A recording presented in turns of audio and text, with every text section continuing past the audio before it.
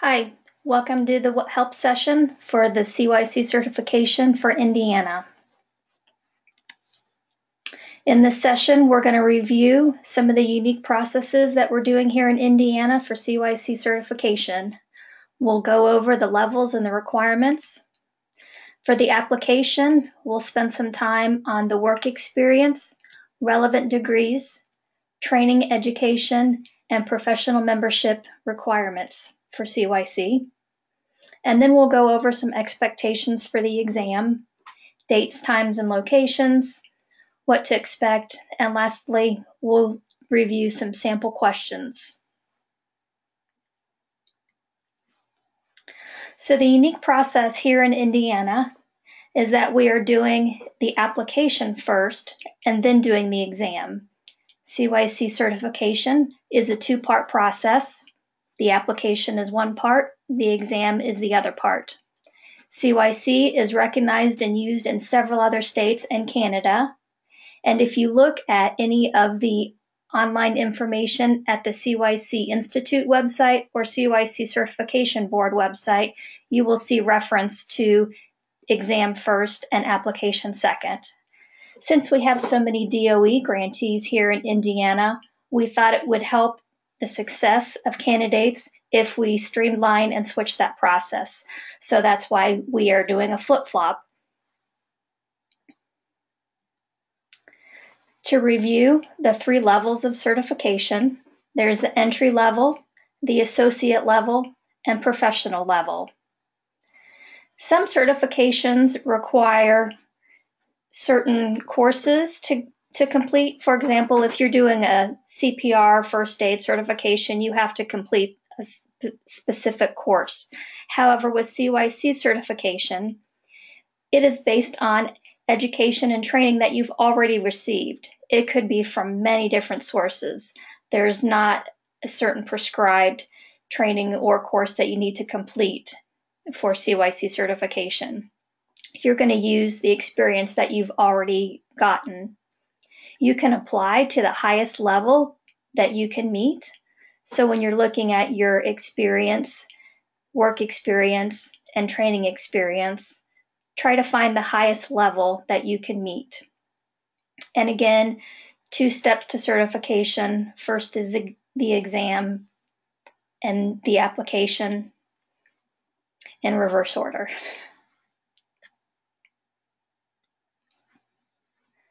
So here's a chart that shows work experience and training hours that are needed for each level. For example, entry level, you need 1 year, which is equivalent to about 2,000 hours of work experience. And for training, you need 3 hours of ethics and 3 hours of behavior management.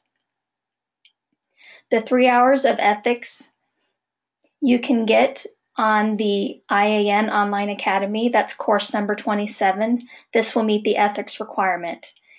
If you do that course, it's only 2 hours of credit, but it will be accepted to meet this 3 hours of ethics requirement. For the behavior management, you can use courses 4, 6, 22, and 24. Those all meet the behavior management requirement. If you have other training as an entry-level applicant, that's great, but you have to have ethics and behavior management for the entry-level certification. At the associate level, you need about 3 years, which is approximately 6,000 hours of work experience, and you need to demonstrate at least 150 hours of training. Those 150 hours are across all 5 competencies. There's a minimum requirement of hours for each competency. Professional level applicants need about 5 years or approximately 10,000 hours of work experience and 250 hours of training. At the associate and professional level, at least 100 of those hours need to be within the last 5 years. So if you have education back in college, which may have been a long time ago, and they were applicable courses, you can use those to meet some of the requirements, but you have to show in the last 5 years that you have done continuing education, continued training, and that has to be at least 100 hours. Now you can see a note at the bottom here that required work experience may be reduced if you have a relevant degree. We'll talk about that a little bit later. So you may not need to have a whole year of experience for entry level if you have a relevant degree. The relevant degree does not change the training hours requirement. It only changes the number of work hours that are needed.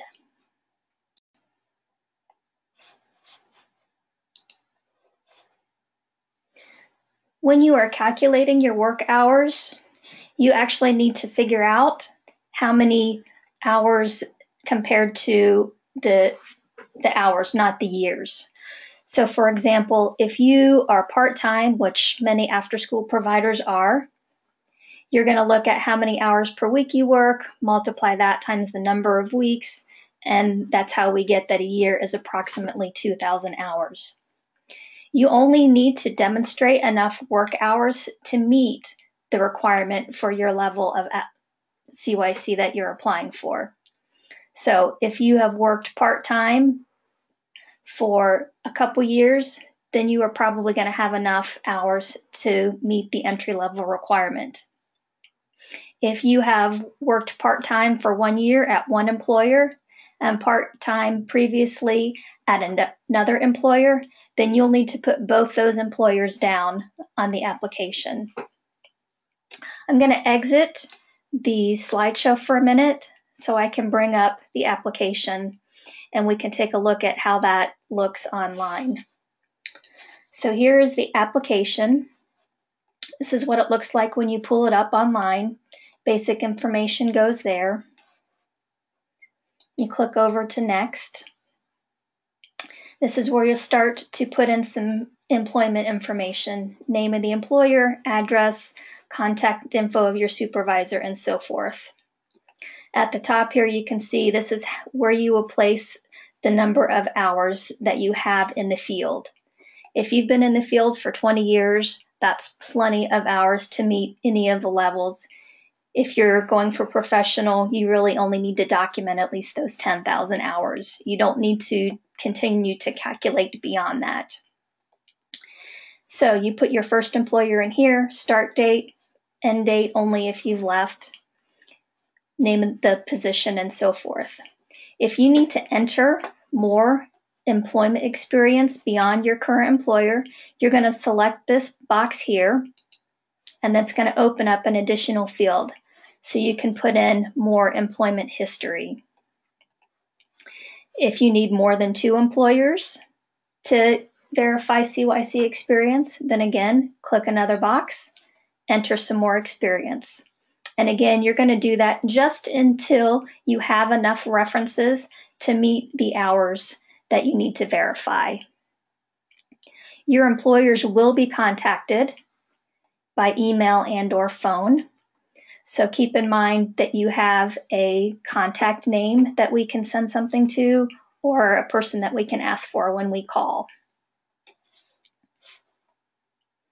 Let me go back to the slideshow here. And then we'll go on to the next section.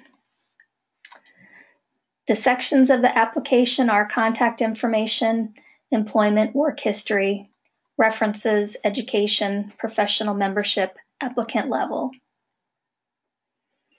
Today we're covering employment and work history specifically, education, membership, and training, and your training list and training documents. So remember, with your employment history, as we just talked about, you're going to list the persons who can verify your employment, list as many employers as you need to verify your work experience for the level at which you're applying. Only CYC paid experience counts toward work hours. So if you've done volunteer work with youth, that's great, but it's not going to count towards CYC.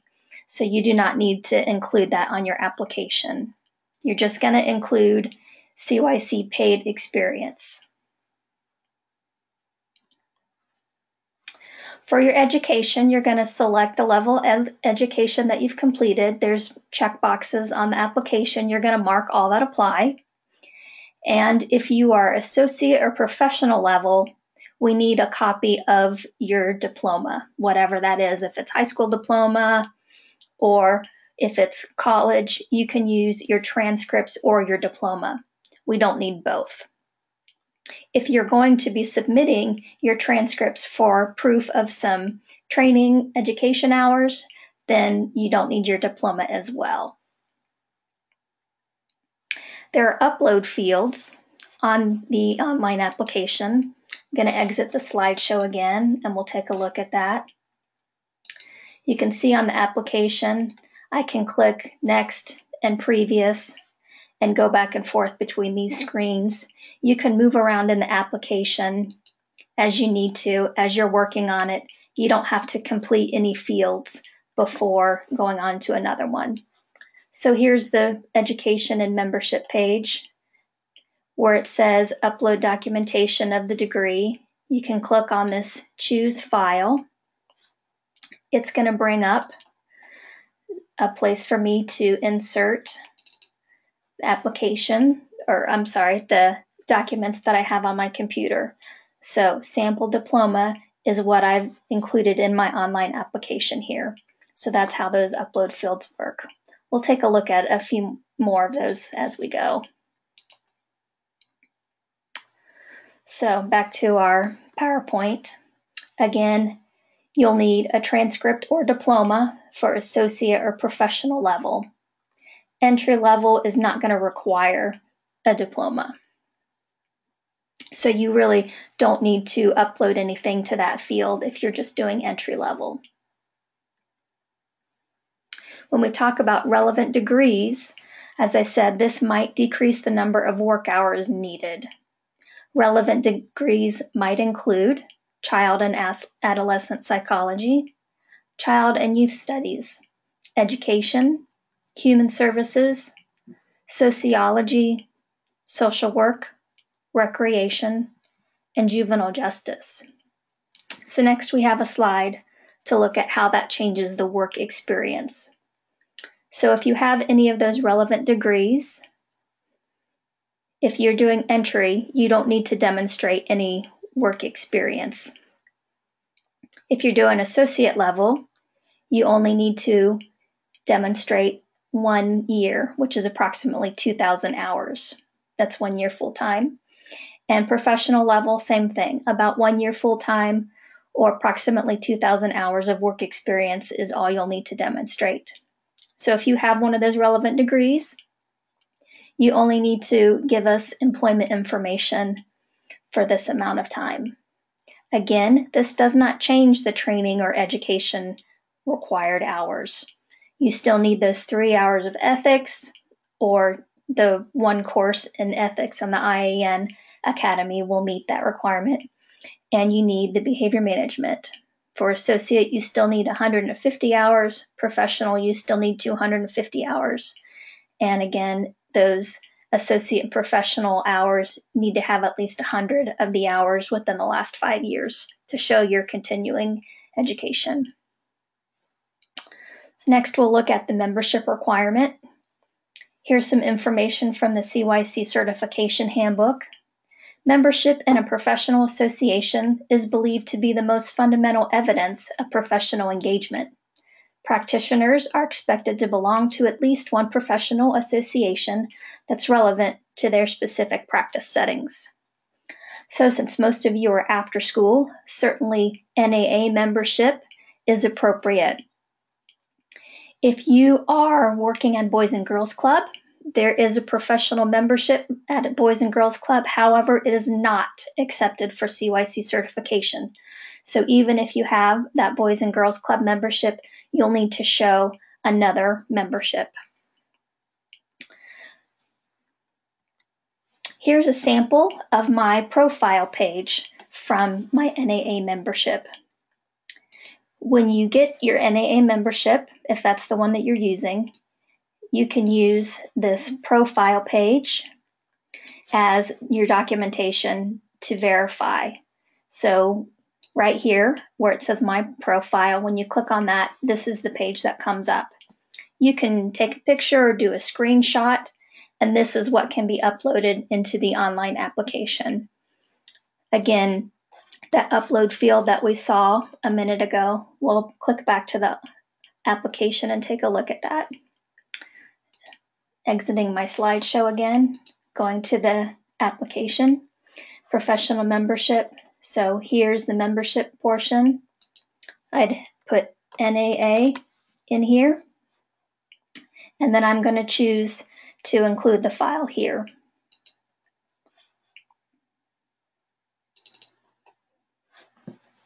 So a picture of my membership is now uploaded in the application. There's a checkbox here for membership criteria. If you click on it, it's going to open additional information. This is just to help guide you. These are some sample associations that you can use. You can see NAA is listed here, but there's other organizations that you can use. If you are a member of a state juvenile detention association, that would be acceptable. If you're a member of another youth care association, that's going to be acceptable. Ohio, Texas. This is information from the CYCB website. If you uncheck this box, then it will hide that information. It's just an informational section for you. Okay, we'll go back to our slideshow here.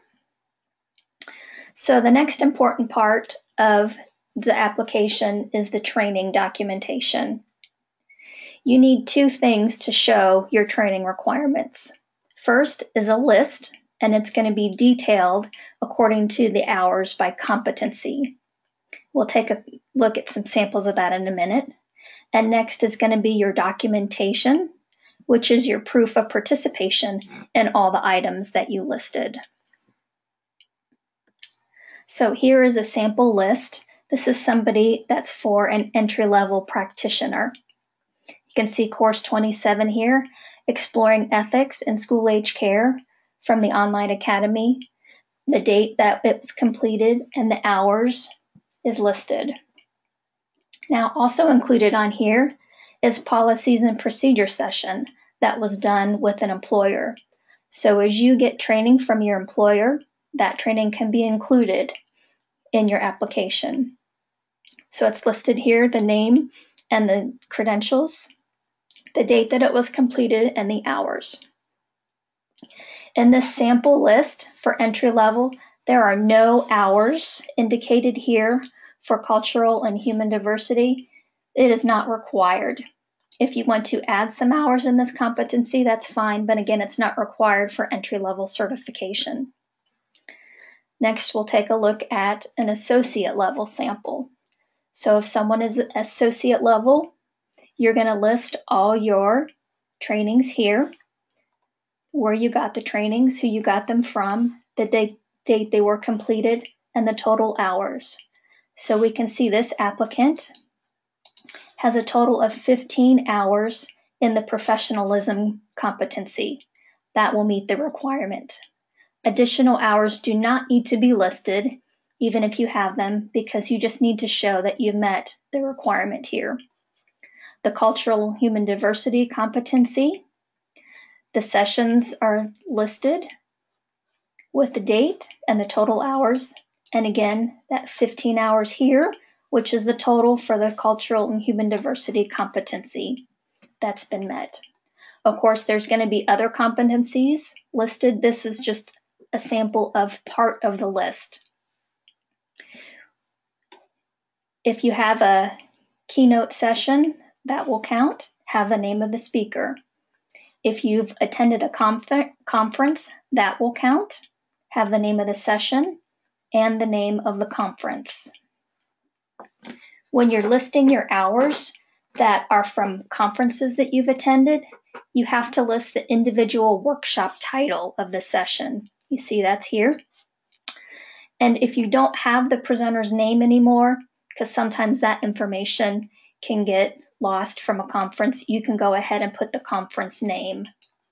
For example, if you attended a session at an IYI Kids Count conference, make sure you have the name of the workshop session, but you can just list IYI Kids Count conference and then the dates and the hours.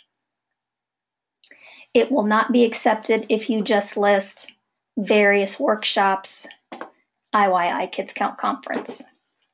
You have to have the exact title of the session. So next, a sample of the professional. So here, this person has included a college class. It was a college class that they took that's applicable to CYC, Intro to Ethics, and I'm just making up these names and numbers. So here was the title of the course. Here is the title of the college. It's okay if you just put Indiana State, Ball State, so forth, under the name of the instructor. And then for date, you're going to put the term. So this example says spring 1999. When you are applying college courses to your training list, you can do a conversion of 16 training hours for every 1 credit. For example, most college courses are going to be 3 credit hour classes. That's going to translate to 48 training hours. So the professionalism competency is fully met. They've actually included more than needed. So 68 hours is plenty to meet the professionalism competency.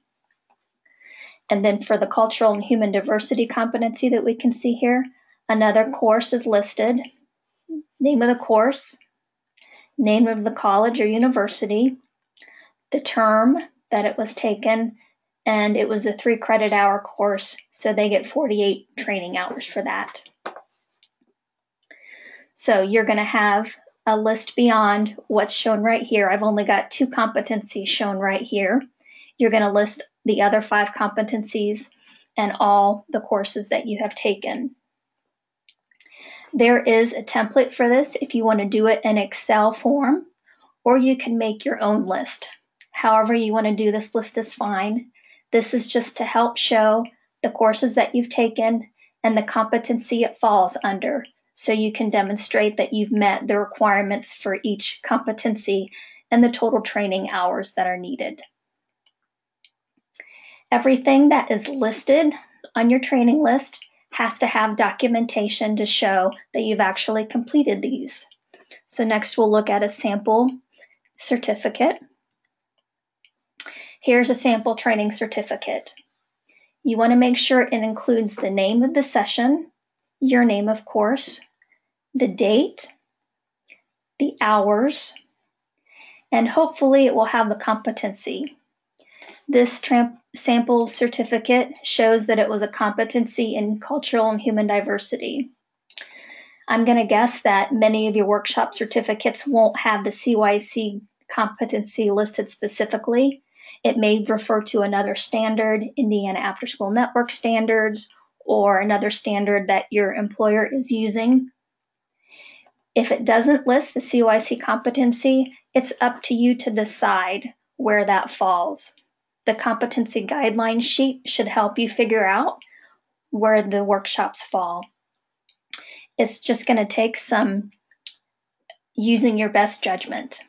And using your training list is going to help you determine that also, so you can make sure you've got everything recorded and enough the places to show that you've met the requirements.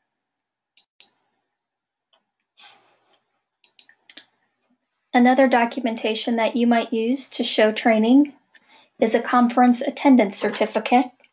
This is a sample of the Indiana After School Summit that's coming up, of the conference attendance certificate that you might get. You'll fill out your name, address, and so forth. Down below is where you will write the individual workshop sessions that you attend. So you'll have the name of the workshop here. Make sure you include the CYC competency that it meets. Here's the hours. And since it's a conference, you won't need to include the name of the presenter. If you have that, that's great. But if not, you can just refer to the title of the conference. If you don't have individual workshop certificates or conference attendance records, here are some other things that you can use to document everything on your training list. Of course, college transcripts that we talked about. So if you're going to send in college transcripts, you don't need to also send your diploma. We just need one or the other. With college transcripts, there's a question often of if it has to be the official transcript or not. There's sometimes that an unofficial transcript can be used, so I would encourage you to try that first so you don't have to go through the time and expense of getting an official transcript. If the unofficial looks like a good record, it's easily readable, has your name, shows everything that's needed, then that will be sufficient. So go ahead and try an unofficial copy. If you get it turned in and we find it's not going to be able to meet the requirements, then we'll let you know and you'll have the option of getting an official one later. You might have an employee training record that can be used. If your employer keeps track of the training that you attend for you, that's great. And you can turn in a copy of those records. If you don't have any of those things I've already mentioned, you can get a letter or a statement from your employer. Make sure they list out all the trainings that you've attended and they sign off on that. It does need a signature. So again, it can just be a list out for them to say, yes, you've completed this workshop. Yes, you've completed this training, so forth. List out, make sure it's got the date and the hours, and then they can sign off. That can be acceptable for training documentation as well. So again, for training, you're going to have your training list, and you're going to have all the training documentation to support everything that's on that list. Those are the two main parts that you need for training requirements. I'm going to go back to my example of the application. You can see there's lots of upload fields here to include all your training documentation.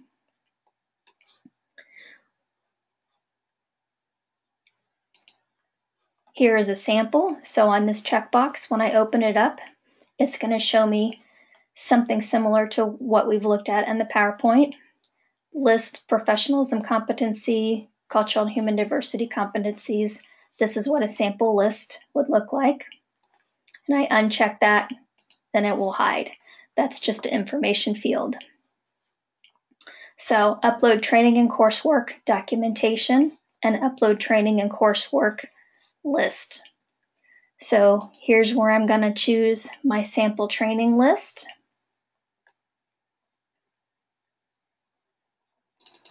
I'm going to use the Excel sheet, and that's been added here.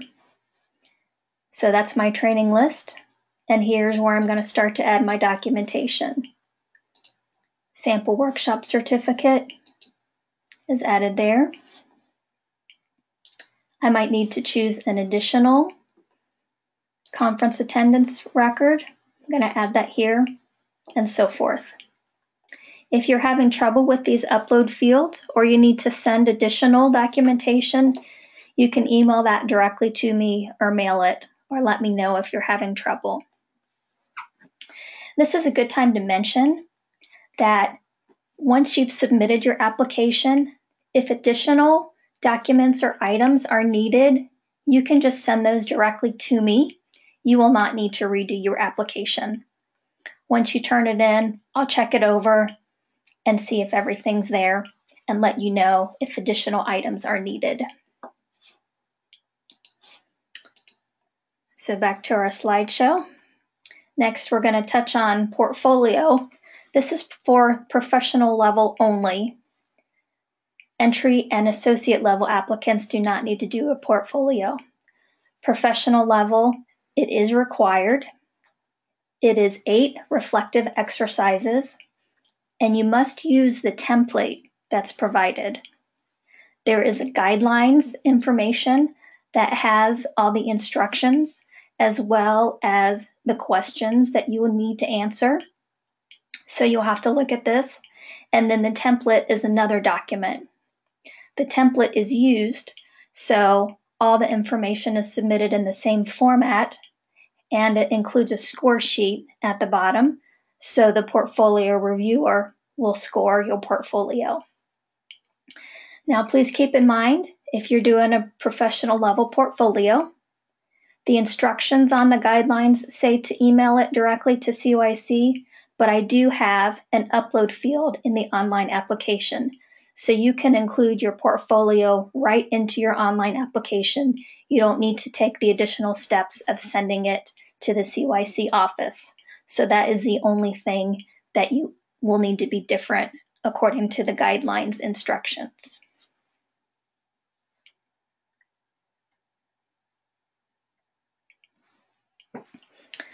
So next is the exam. The exam you must pre-register for. So after you submit the online application, you will get a link, or you can go onto the IYSA website on the calendar and look for dates. Either way, you do need to pre-register to take the exam. Remember, the exam is the other part of the CYC application process. It is a test booklet, paper and pencil Scantron form. There's a test booklet with questions, and then you'll have number 2 pencils and a Scantron form, sort of old school, as I call it. There is a 3-hour time limit, so you have up to 3 hours to complete the exam. Many people do not stay the full time. You can leave when you're done. The entry-level exam has a little less reading than the other 2 levels, so entry-level testers do tend to finish a little more quickly. However, you can take as much of the 3-hour time as you like. The test is all multiple choice. It's all scenario-based. It includes questions across many parts of youth work field. So there are questions on residential care, emergency shelters, foster care, after school, camp, and so forth. Even if you haven't worked in all of those settings, you should be able to apply your knowledge and answer the questions.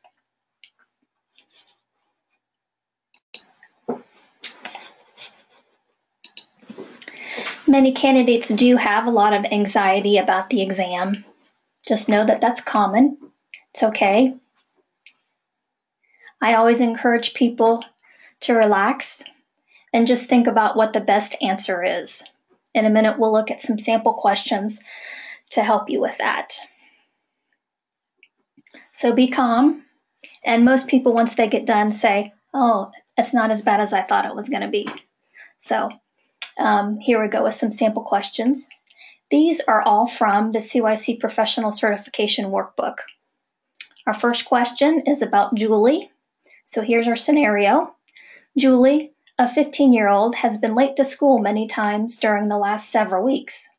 Julie's foster father has noticed that Julie has trouble getting up on time and getting ready to leave the house.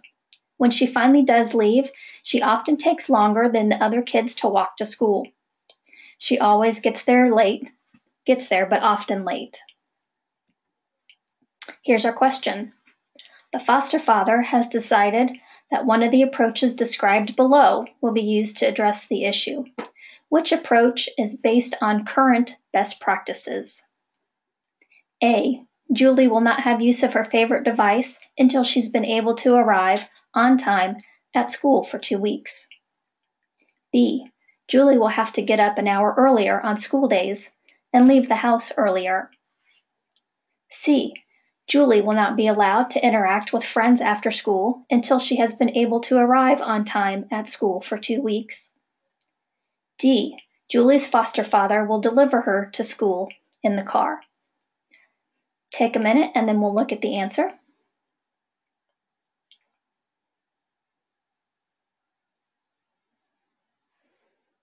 Okay, here's our answer. It's B. Julie will have to get up an hour earlier on school days and leave the house earlier. Let's talk about why that's the best answer.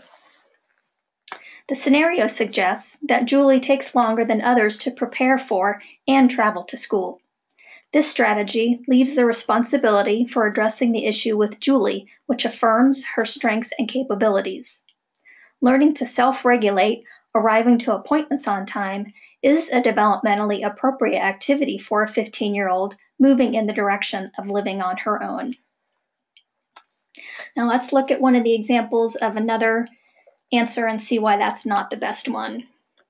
For example, C. Julie will not be allowed to interact with friends after school until she has been able to arrive on time at school for 2 weeks.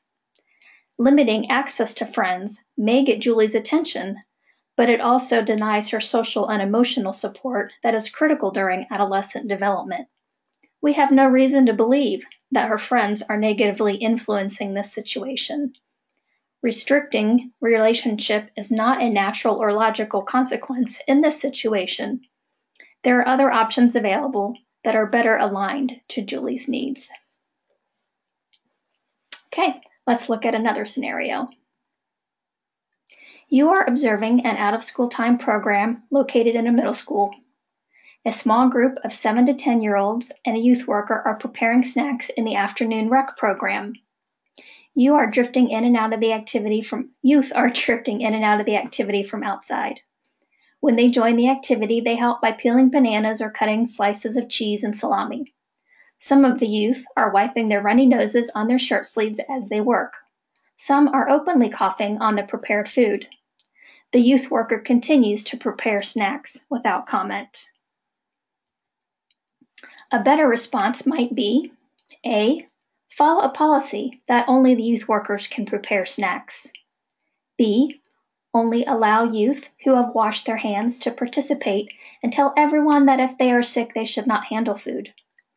C. Put up HIV/AIDS awareness posters and only allow youth who have washed their hands to participate in preparing snacks. D. Require a note from a caregiver for any youth that has been sick before allowing them to participate in snack preparation. So take a minute and then we'll look at the right answer.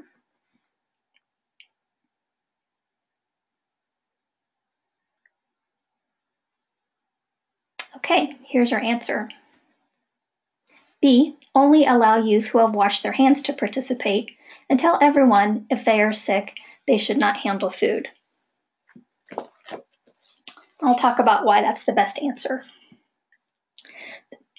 It addresses the need to limit contamination while offering the young people specific information that can be used to support future problem solving.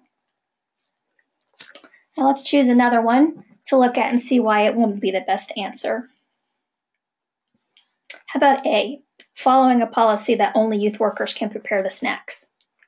Although this option addresses the need to avoid contaminating food, it does little to teach the youth applicable skills. Following policies without communicating the why of a policy is not a strong teaching response. Eliminating participation in snack preparation from available activities further limits offering a normalizing environment that allows young people to learn life's important skills while participating in daily life activities. Okay, let's look at another question. A group of preteens has been working together for about 2 months. A number of them have begun to establish connections with each other as they have had the opportunity to get to know each other better. In particular, you've noticed that group rules and established roles are beginning to emerge from among the members of the group, and you don't have to rely as much on external rules. What stage of development is this group currently experiencing? A, forming. B, storming. C, norming. D, performing. Take a minute and then we'll look at the answer.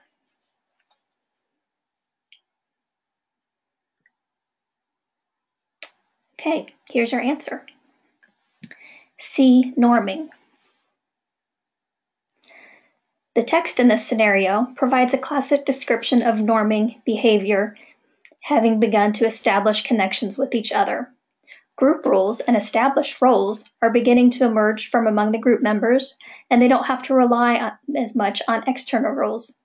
You can eliminate performing as an option because the text indicates that the connection process has begun. Rules and established roles are beginning. Don't have to rely on as much on external rules indicates that external rules are still needed, but norming, internalizing within the group, has occurred.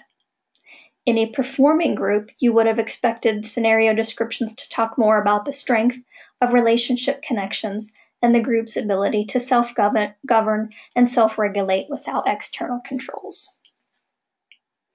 Okay, here's another question. One afternoon, you're working closely with a subset of the larger group. Each person in this group had a chore they were responsible for. As the others in the group are finishing their chores, you notice that one is behind in completing her tasks. When you take a closer look, you realize she's attempting to complete her responsibility but lacks the skills to do so. The next activity begins in 10 minutes, and it appears that she will not be able to finish in time. Which immediate response would likely best support the optimal development of the youth in this situation? A. Ask the youth to complete a different chore while you complete her original task. B. Join in the chore alongside the youth to model how to complete the task and allow her to be last to the activity. C. Swap chores between two youths. D. Let the youth complete the chore on her own without interrupting, then redo the task yourself at a later time. We'll pause for a minute. You can select the answer.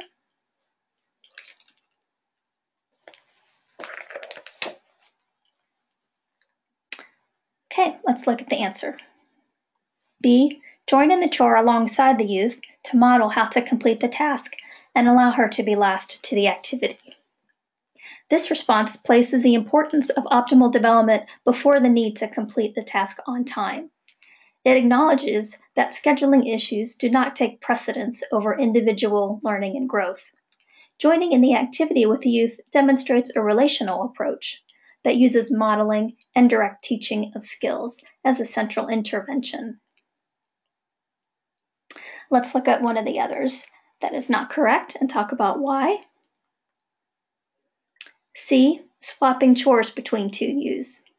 This response doesn't seem to offer much positive learning. There's no reason to believe that modeling of new skills will occur or that the young person will be getting any help with learning new skills. It may communicate to the youth that the caregiver doesn't think she is capable of learning. No additional relationship supports seem to be offered. The young person may conclude that getting other people to complete your assigned task is a better option than taking responsibility and learning how to do it yourself. That's our last question. So, thank you for taking the time to watch. If you have an additional question, please contact me. Thank you.